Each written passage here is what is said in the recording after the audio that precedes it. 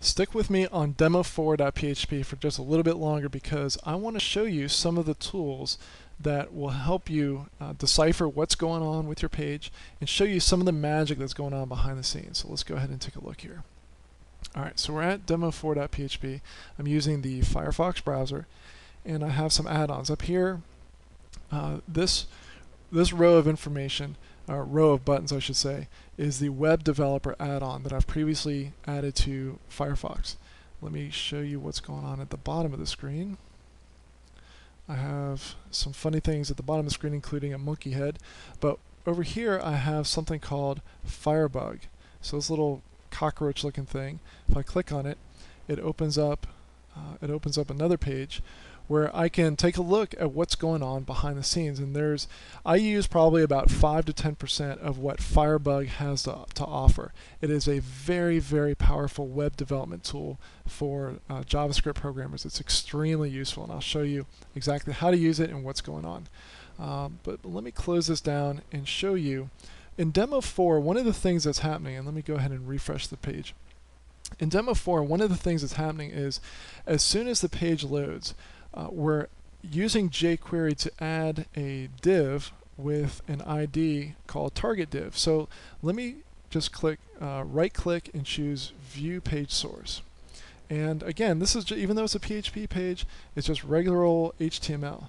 Now I'll let you do this on your own time, but I'm going to show you that for demo4.php, if you just view the HTML, there's lots of JavaScript in here, but there is no div with an ID of target div. It does not exist. It's not in there. But what you can do using the tools, I might have to expand this out here. Let me see. Yep. All right. Shoot. How am I going to do this? All right. Using the web developer. Here we go. Using the web developer tools, one of the things I can choose is I can click on the view source button. I could just view the source like I already did, or there's also this option. It says view generated source.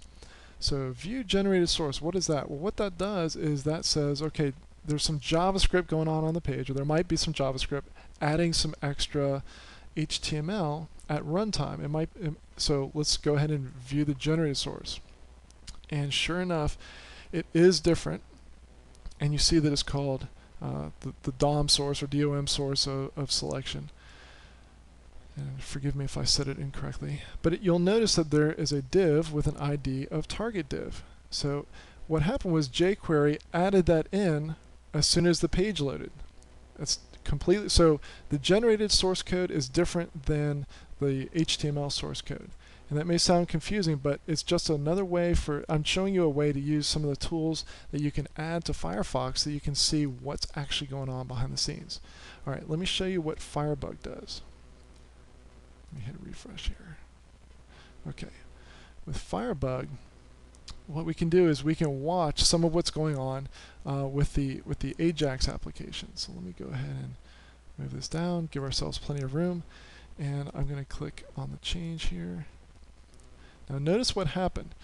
There was a little spinning icon. It probably happened a little too fast for you to see, but it shows us that sure enough we're sending post variables over to a page called jbdemo.com 15 days DVD / row count, just as I showed you in the last chapter or tutorial.